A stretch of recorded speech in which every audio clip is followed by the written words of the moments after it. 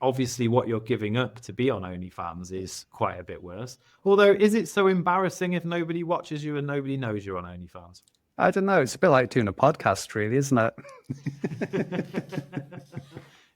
Yeah, it is. But then I think if me and you OnlyFans it up, we might get some more viewers. Well, we might get 3 viewers instead of 2.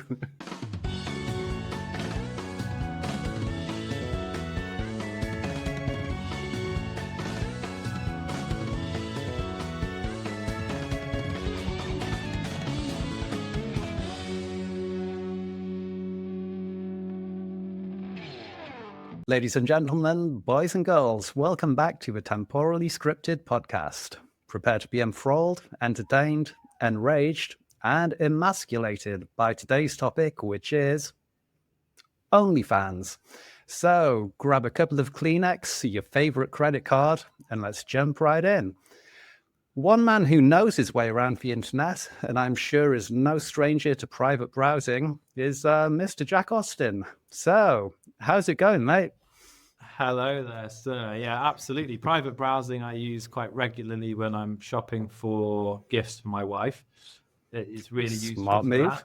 Yeah, so she can't see, the nice gifts that I'm searching for, and also for marketing, because the headlines on some of the videos that you find on adult sites are very, very click-worthy. So it's really good for my industry for me to do market research on pornographic websites. So yeah, that's why I sometimes find myself on OnlyFans. Oh, right. So just research purposes and furthering your business. And yeah. And then one time because we live in Vietnam, I was very hot and I was searching for fans for the house, and I came across OnlyFans. So yeah, and I was surprised that what was on there made me hotter rather than cooler. Just off on the internet searching for a fan, and look what you found.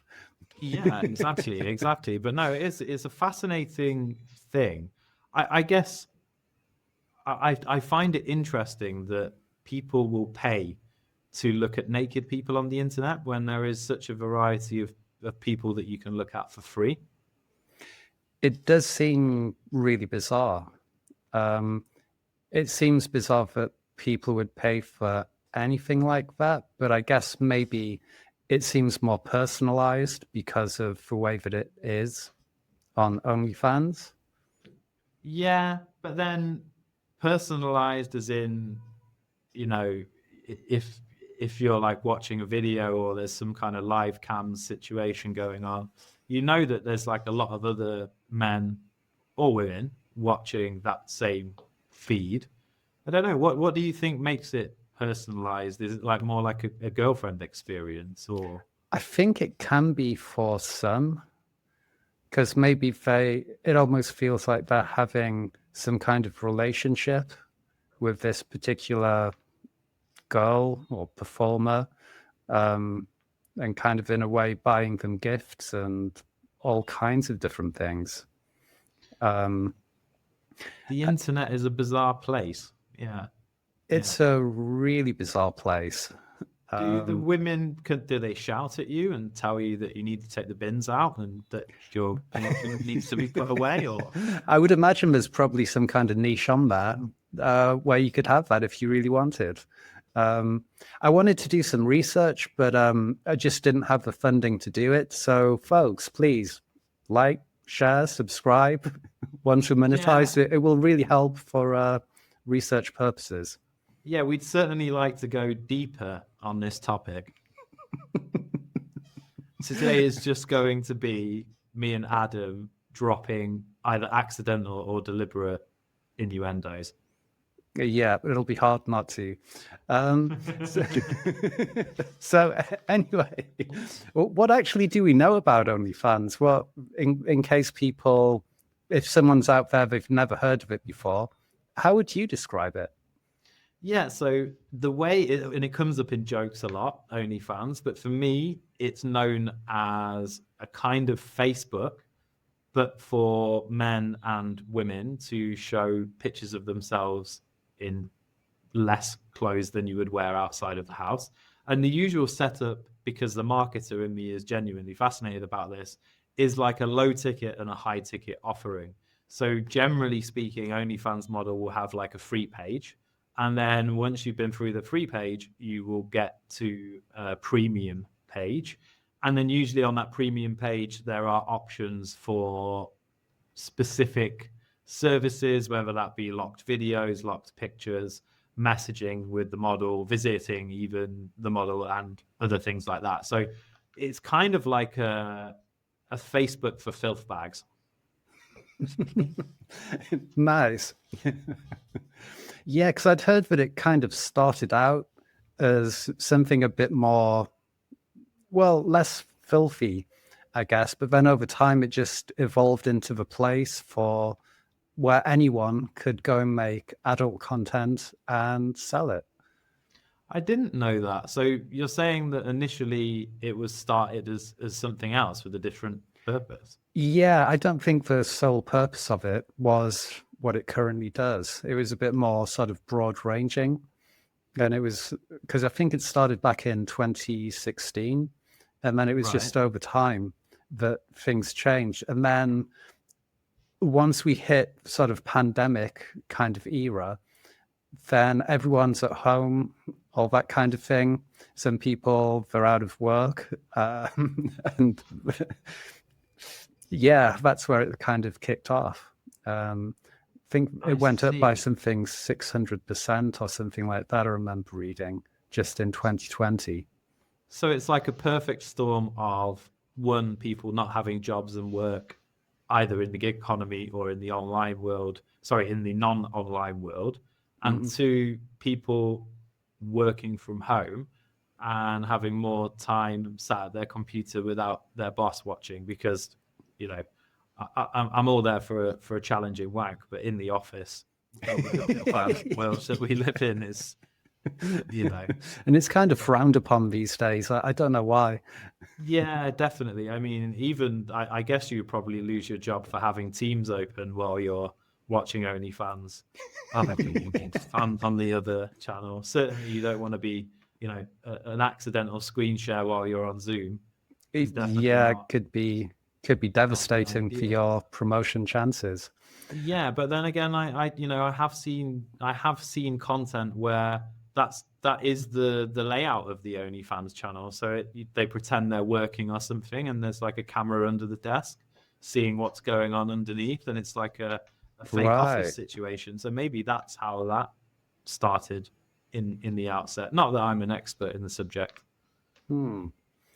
Because I would imagine there's like a niche for every single thing that you can think of, probably.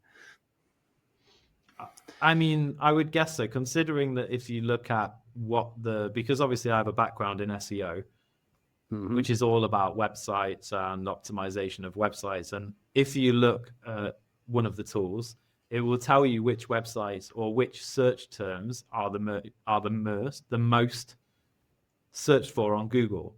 And always in that top 10 is two or three of the most well-known porn sites. Hmm. So Interesting. yeah, so I can imagine that there are similarities with the main porn sites, but it's almost like, I guess it's similar to before we used to watch television and then there was YouTube. And in the past, you used to watch porn stars on porn websites, and now OnlyFans is kind of open to everybody. Yeah, which I can't remember, but from what I was reading, I think it was saying there's now over 2 million creators. Yeah, which is quite a lot. And it's paid out over $8 billion since it was founded, which is a crazy amount of money and a crazy amount of people on there. So that means that although anyone can do it, not a lot of people on there are actually making much money. So, yeah, so I've got a statistic here that says the median earning is approximately $180 a month for creators. Wow. But Yeah. then there's shades of that to to the world of pornography, because I've heard before that it's an astoundingly low amount that porn actresses and porn actors get paid as well.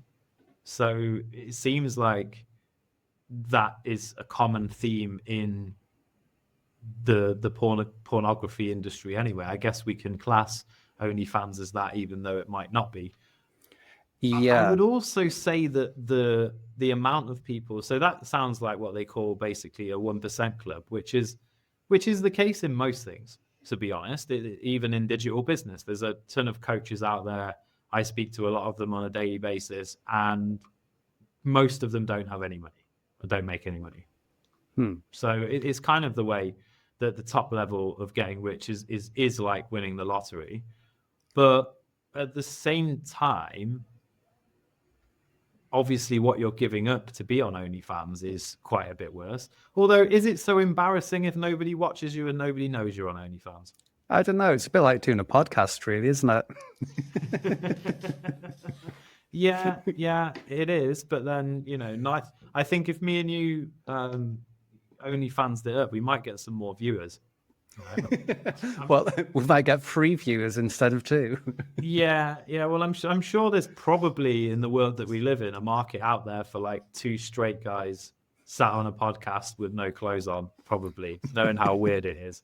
And my point that I was going to make before we move to that horrible thought, the point I was going to make is that I would imagine that it's a very small percentage of the users on OnlyFans that actually put the money in as well.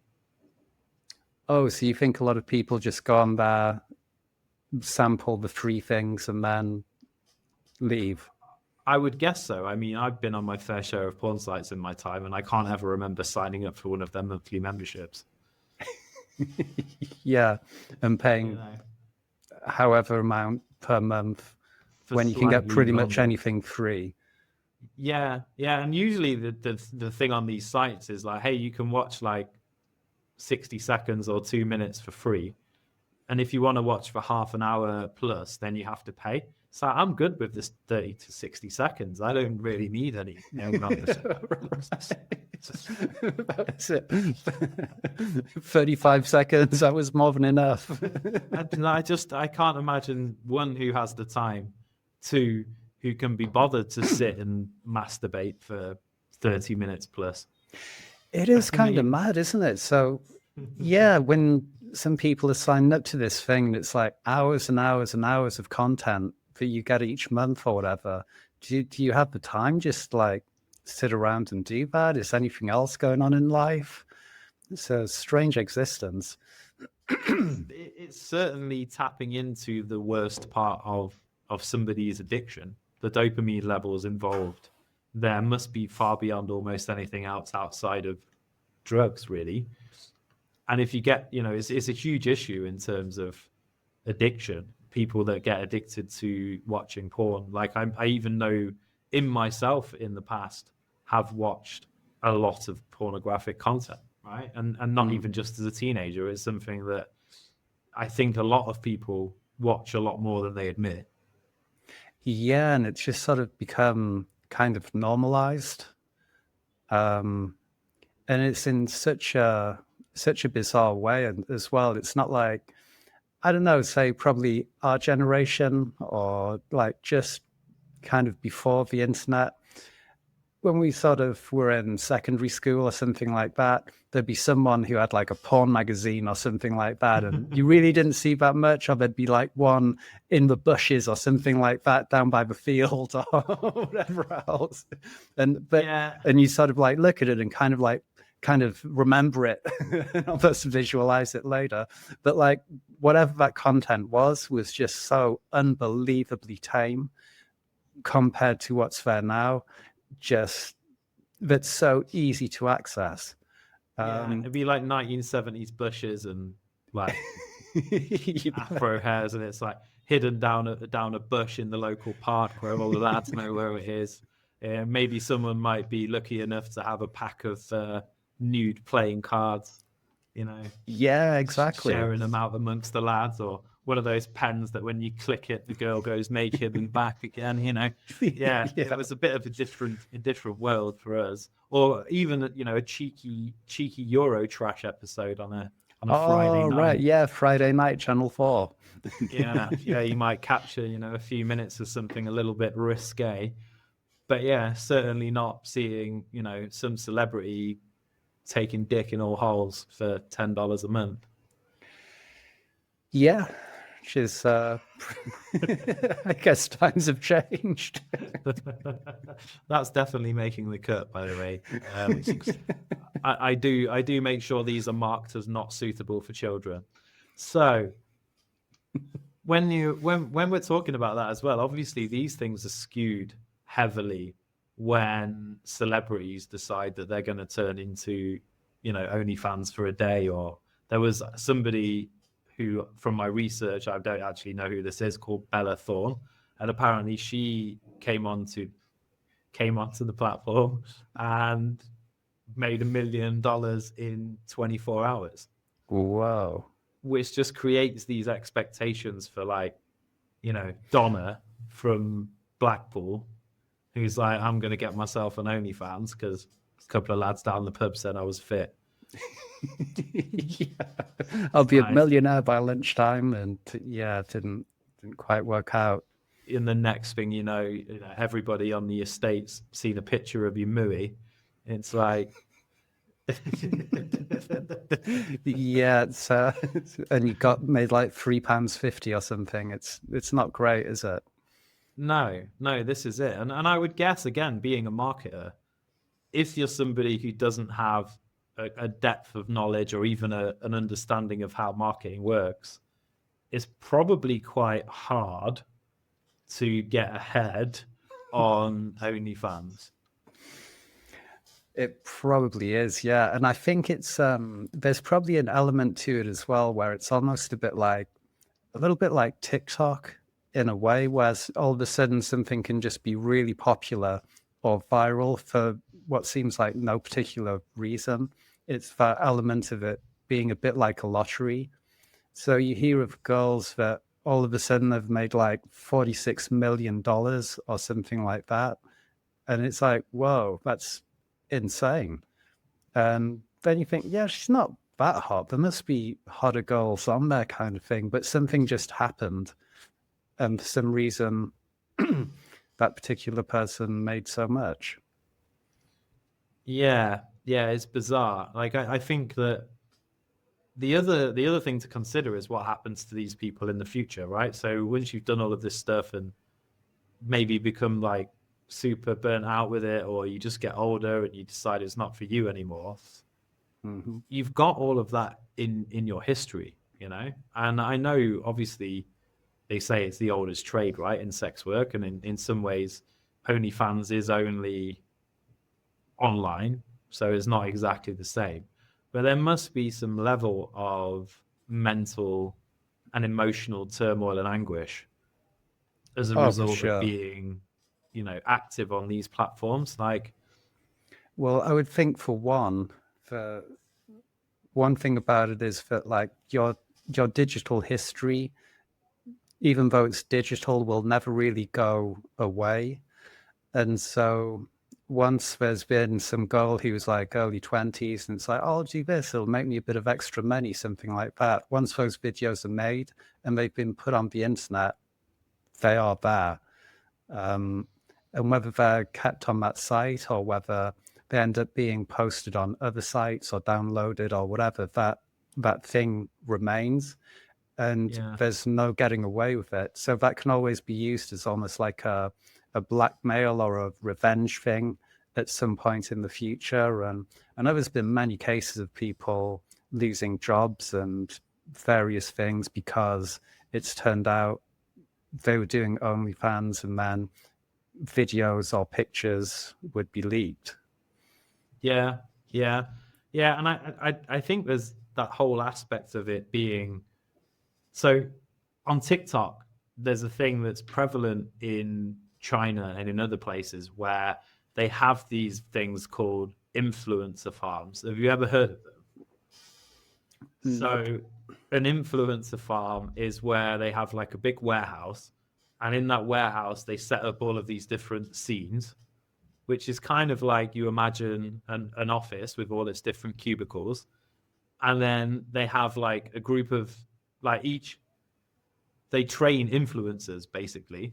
So each person is actually sat in this tiny little box that's set out so that it looks cool. But the warehouse is full of like hundreds and hundreds of people that are all working for like a tiny salary. And the owner of the influencer farm has all the accounts, owns all the accounts, gets all the affiliate deals, like makes all the money from the followings, and just employs these people to sit and just create content all day, every day. And I'm pretty sure that the same thing is true of these like cam girl websites. Well, And isn't that what Andrew Tate basically did? I don't know if that's what he got called out for, but I always did think that it was probably something like that. As far as I understand it, allegedly,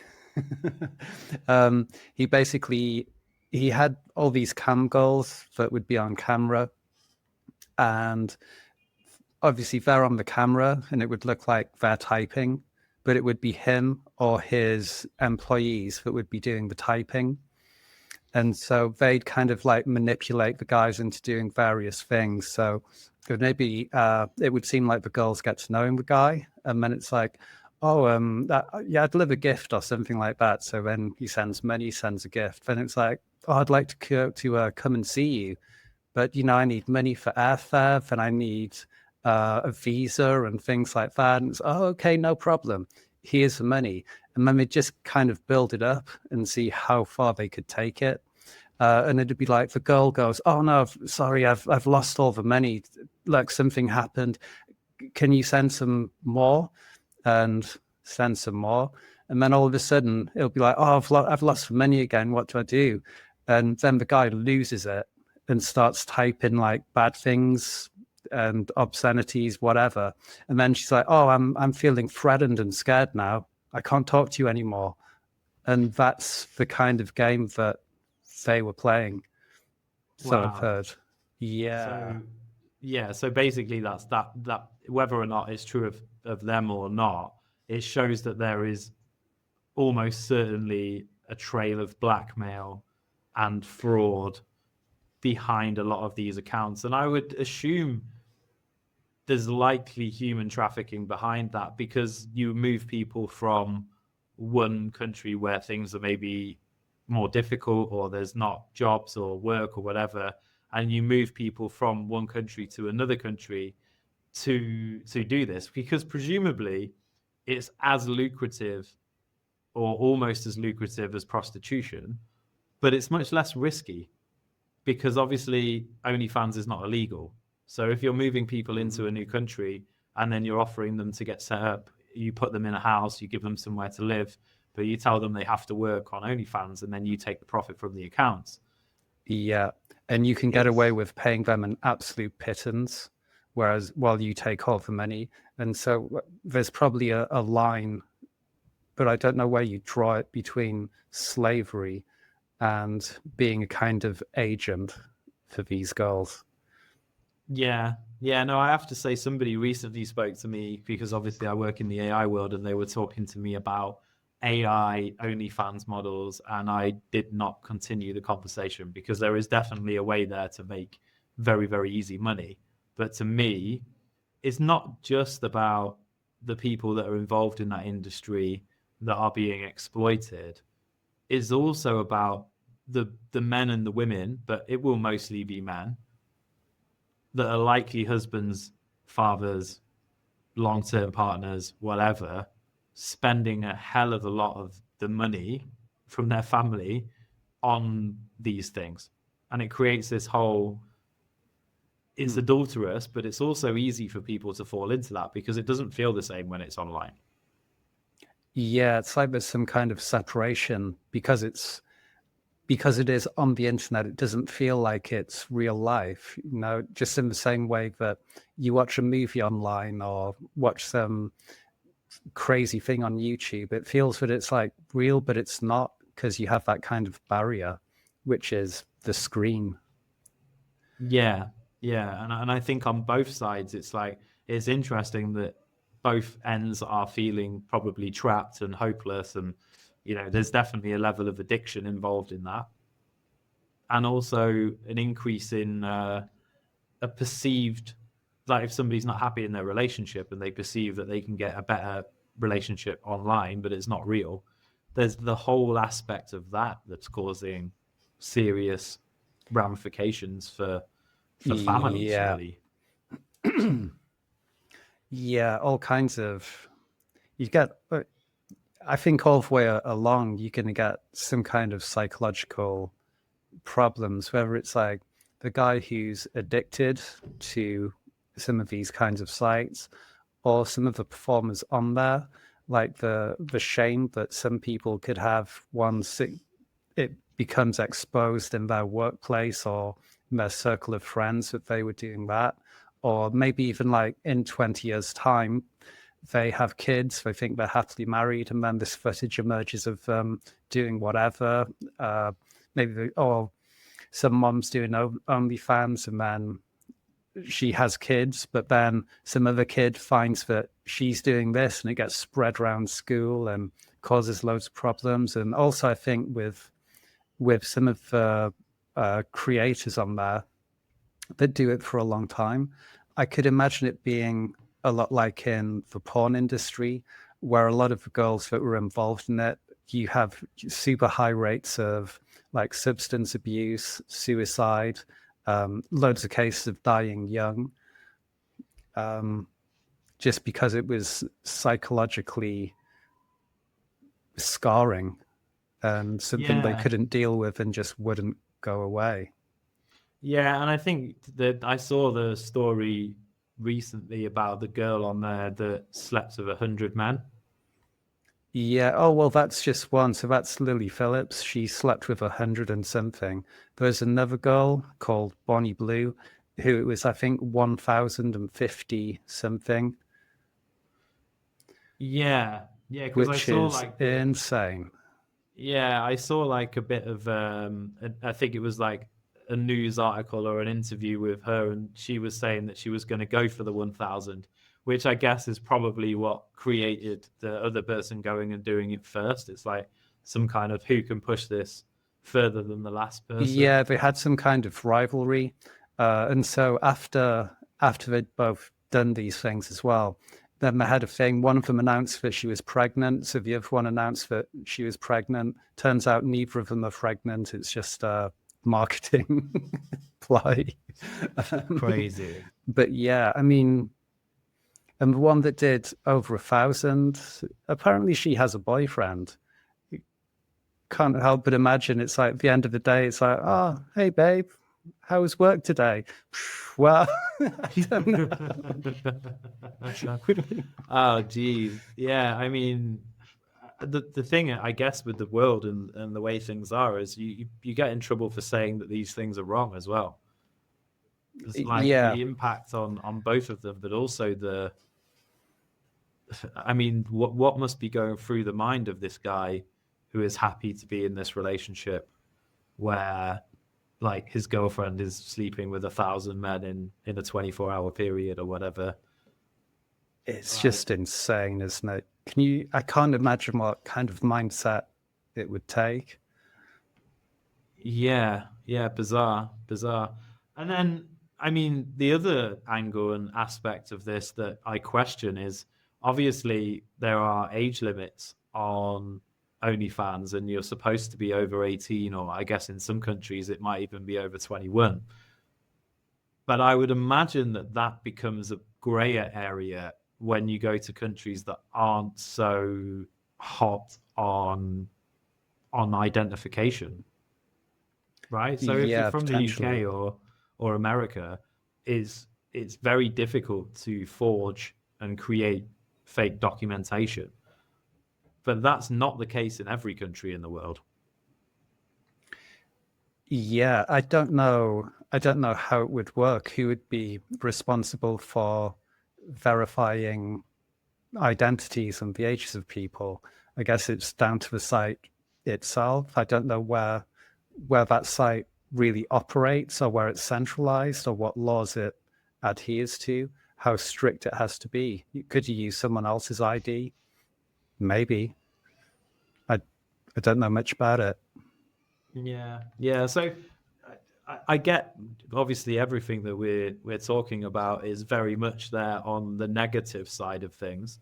Do you think that there's anything in there that is about empowerment and people thriving and creating better lives as a result of being an OnlyFans creator? I mean, undoubtedly, it's been empowering for some. There'll be some creators on there that have made vast amounts of money in a very short time. Maybe kind of like not necessarily even majorly life-changing, but life-changing enough to maybe go, okay, well, that's enough money for a house and a car and various other things. So it could be empowering in a way. I don't know. But then again, it's like how powerful and proud would you feel knowing where that money came from and how you made that money? Would there be a degree of shame? I think it depends very much on the sort of psychology of the person. Yeah. And I was reading before as well. It's like, even once you become successful, and if you are happy with what you've done, and you feel empowered by it in terms of the way that you've made your money, there's this concept that they call the golden cage. So that means being trapped by what you're doing in your audience, because as people get bored of what you normally do on OnlyFans, whatever your normal skit is, I suppose, I don't know how you would, but your normal routine, the normal things that you do, generally because of the world that it is, people will start to demand more extreme content, and they'll want to see you doing more extreme stuff. So then you're trapped, because your audience is the way that you make your money. You've obviously got yourself accustomed to that kind of lifestyle. So then you maybe end up doing things that initially you were comfortable with what you're doing, but now you're expected to do things that make you more uncomfortable. And there's no real way out of that, because there's not like I mean, maybe there is, but there aren't any like stories of, oh yeah, I used OnlyFans to get my big break, and then once people knew of me through OnlyFans, I was able to get my first proper acting job, and then I moved into Hollywood. Or it's not like it's a route to a better entertainment career. No, there's no prospects after it. Really, it just is what it is, seemingly. Yeah, it's not like an OnlyFans to YouTube success. It's more likely a YouTube success to OnlyFans, to be fair. Not for us. It's not in my future's looking bright. It's not in the business plan, I don't know for me. Right. Yeah, I didn't notice it in the plan. But it's in yeah, the plan for series 2. Coming soon. Yeah.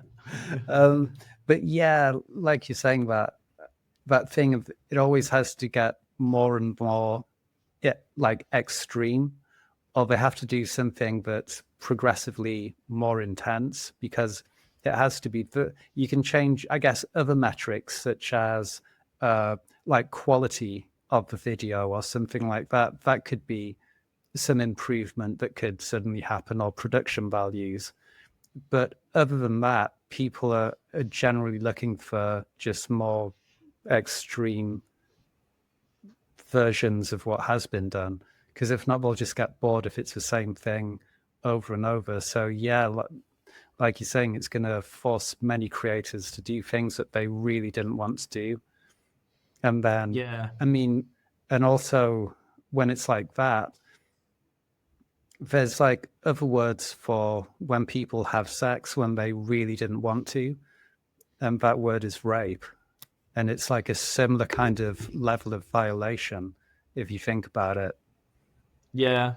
And I think it's again, it's on both sides. So if we turn it to the consumers of this, there's the other thing that's known as the parasocial trap, which is men developing intense emotional attachment to the models that they watch and starting to feel like there's almost a digital girlfriend illusion.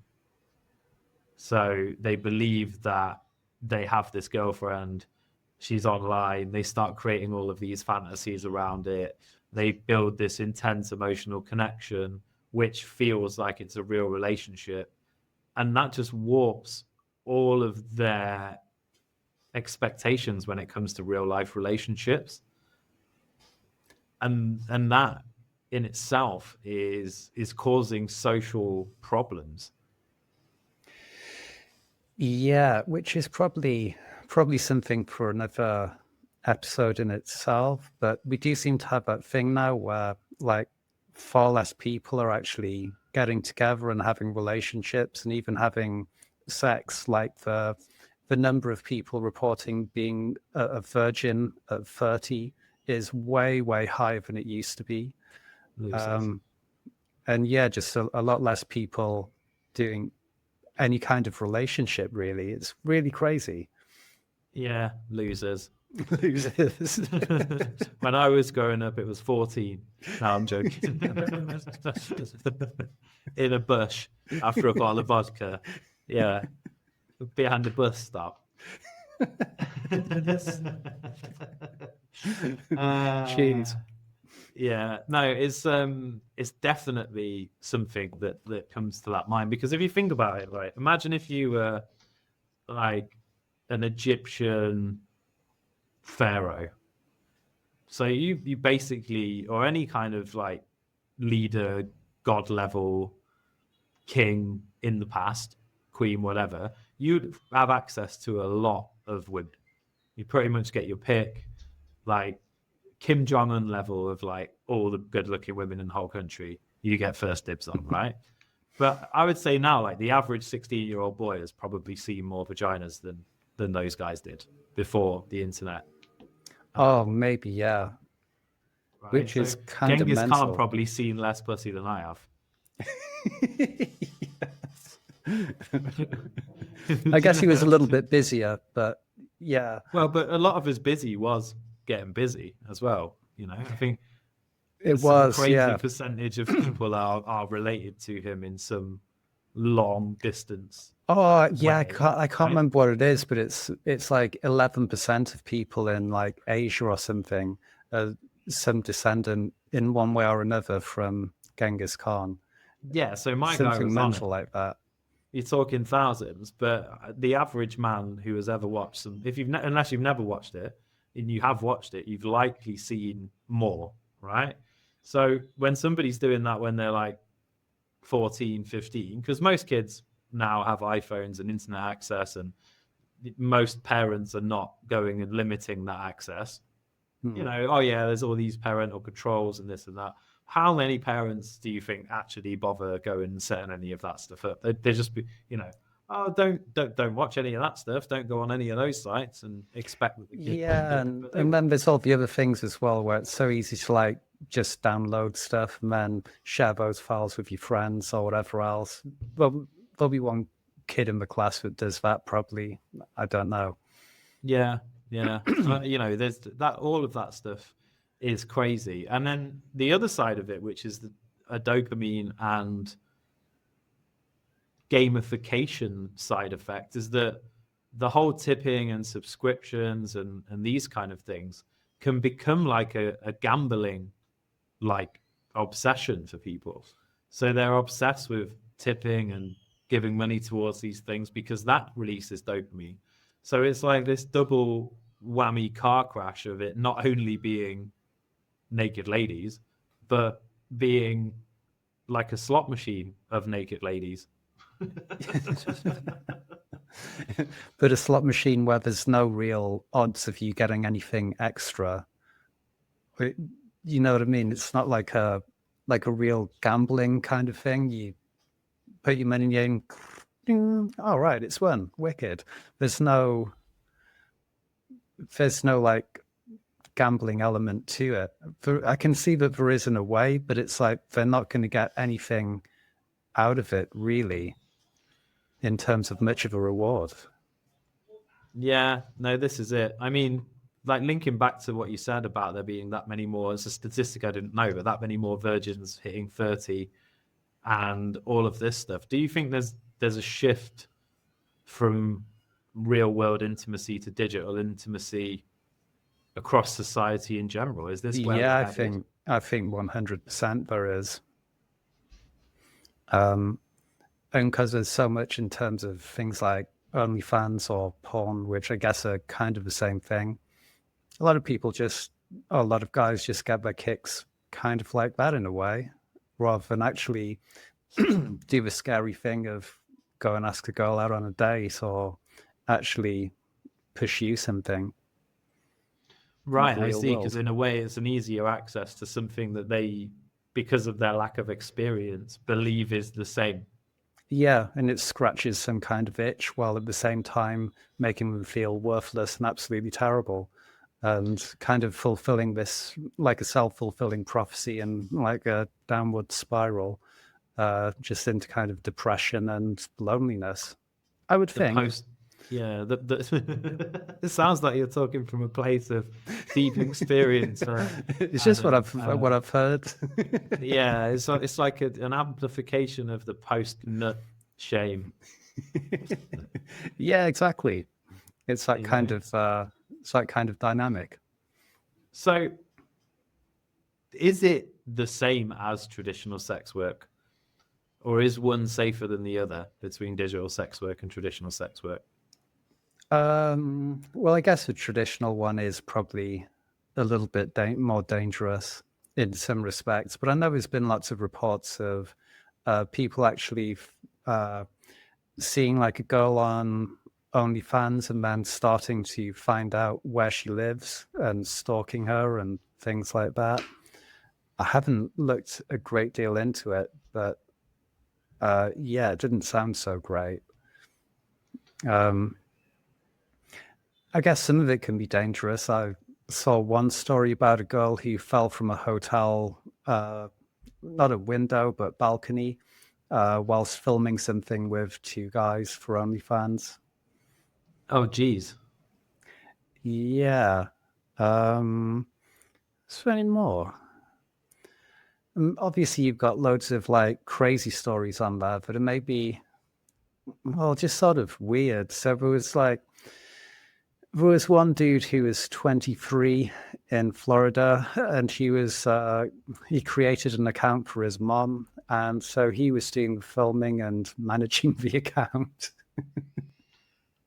Gasp. which is pretty grim. There was a mother and daughter that got pregnant by the same man. Um, yeah, I don't know. Just some And are these things real, or is this just, again, like a marketing ploy? who knows? Some of it likely is a bit of this sort of shocking, attention grabbing headlines, and that's a good way to Yeah, make like, money, perhaps. because I mean, I don't have a sister, but I do notice, like, from past forays into pornography websites, that there's a lot of stuff on there about, oh, this is your half sister or your stepsister or all of this like weird Yeah, which shit. is really weird. Yeah, and I wonder if that's just like, a clever but dastardly marketing ploy, you know? Yeah, maybe, but a marketing ploy for what? Well, to get more weirdos to come and follow your your site, you know. But I do often wonder: is that most people? Because surely, unless you're really fucking weird, right, and you've got a sister, the last thing that you want to think about is any kind of sexual relationship with that sister, whether it be a half sister or not, Yeah, you would think right? so. I've got friends with sisters, and I know for a fact that none of them are like, oh, it'd be really good to bang my sister.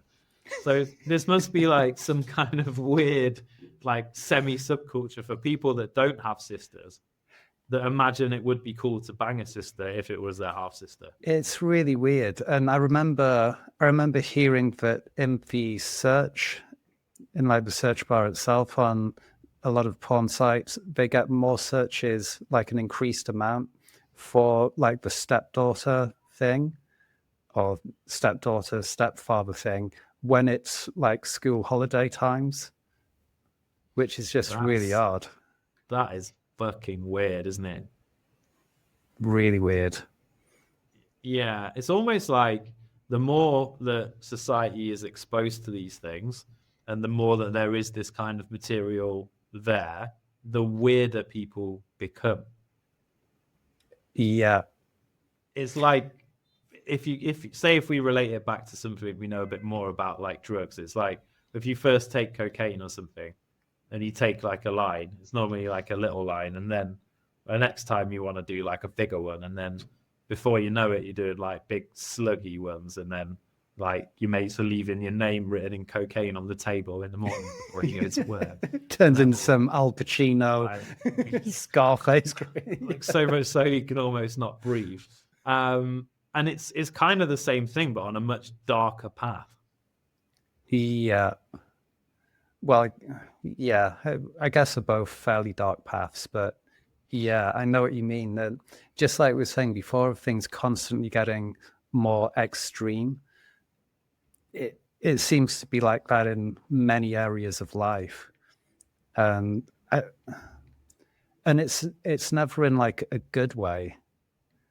No. Because when someone's like fulfilled or content in life, that's about as high as it gets, kind of thing. I get, oh, you could be a little bit happier, kind of thing, but whereas like in the opposite way, it can just go seemingly darker and darker just for eternity, or more and more just fucked up and weird.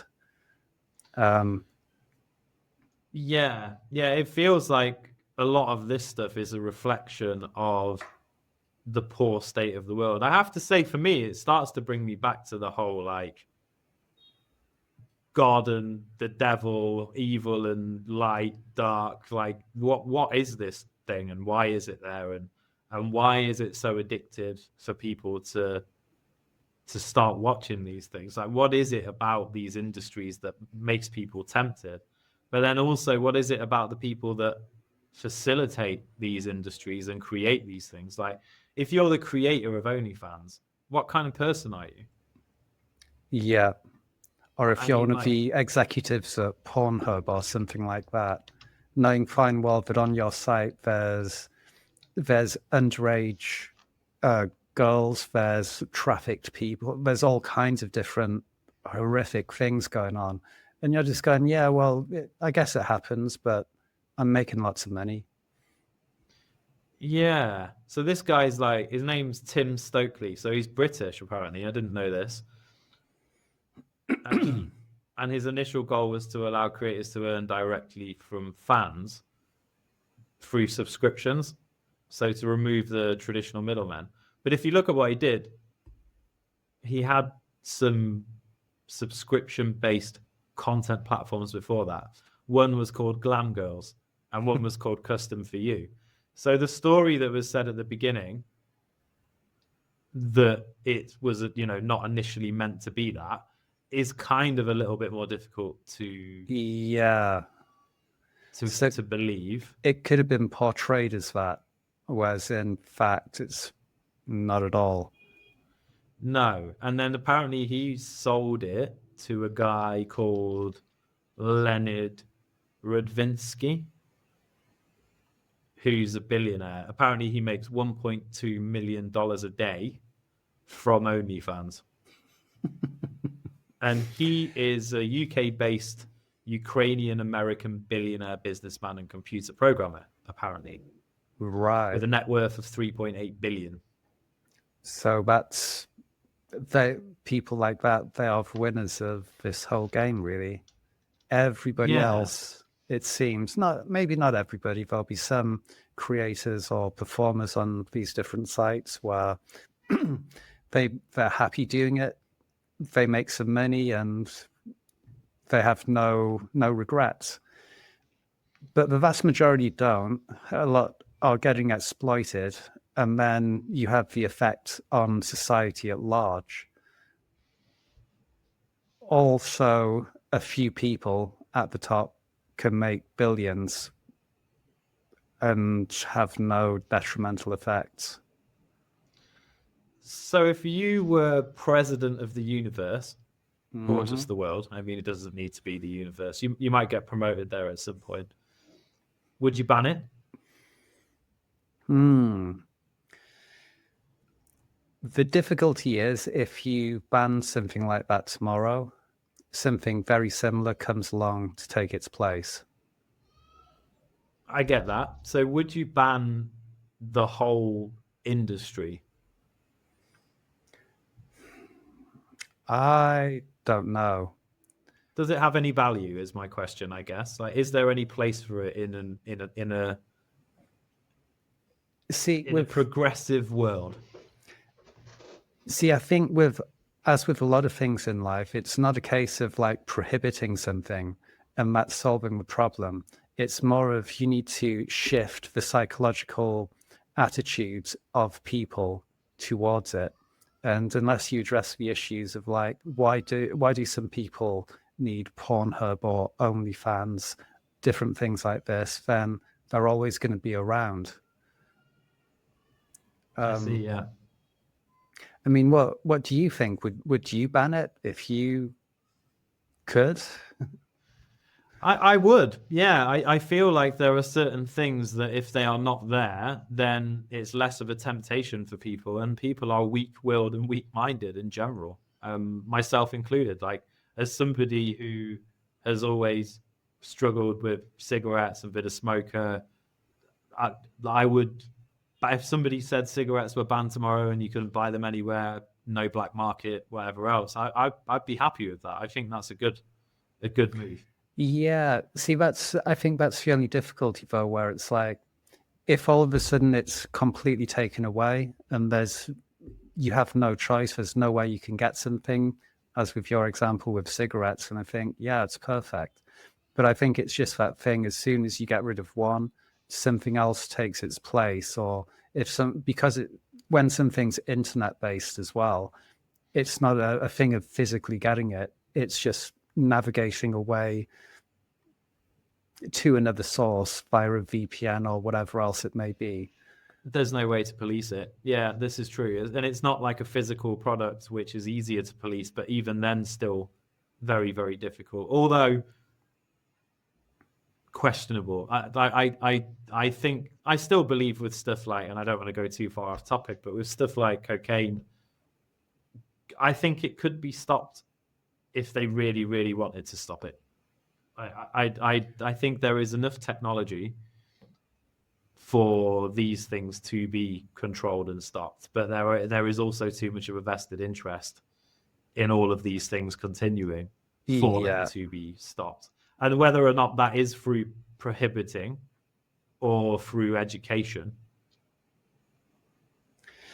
Yeah, I mean, I think with the drugs thing, that's kind of it. I mean, with certain drugs, it's like if you're at a stage where you're doing that drug every day, it's not really enhancing your life.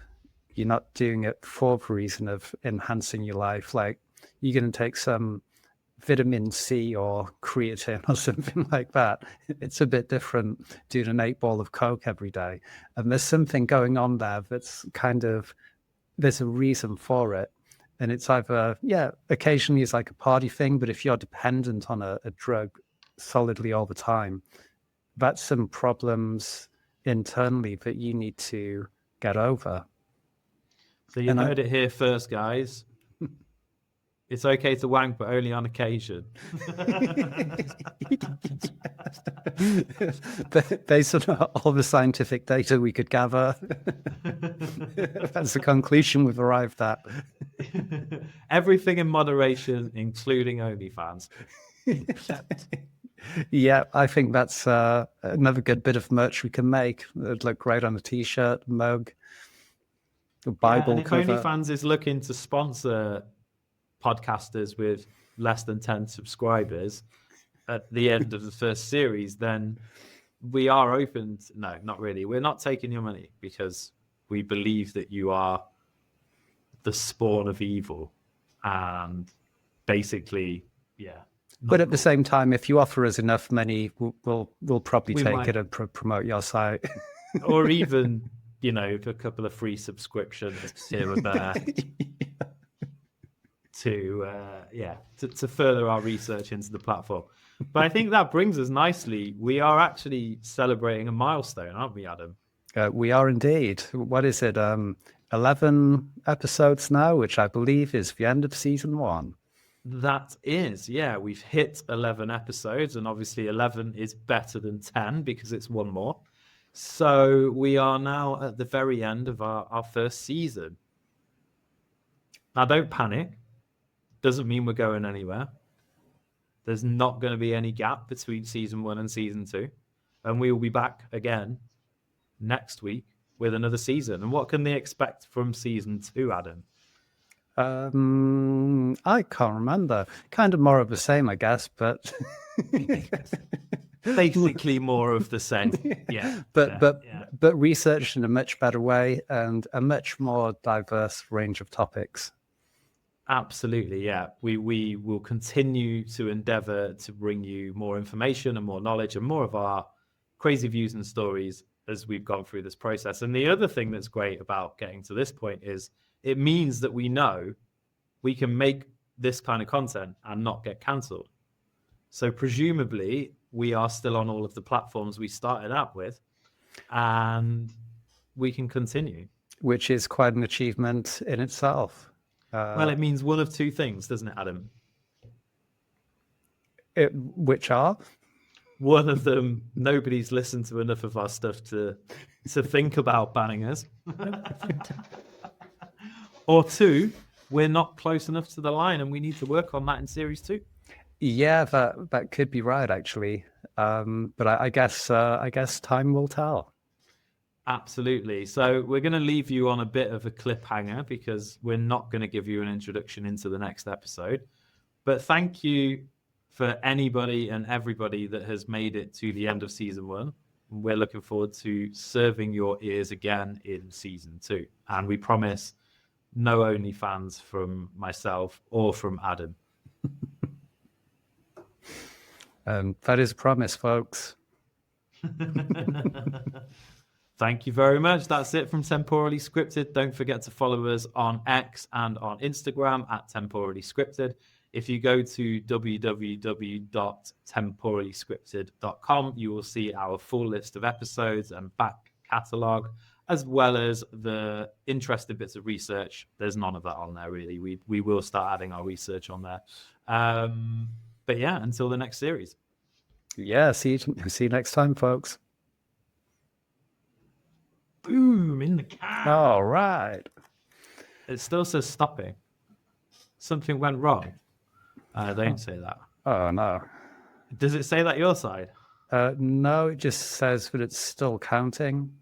Oh. Well, mine says...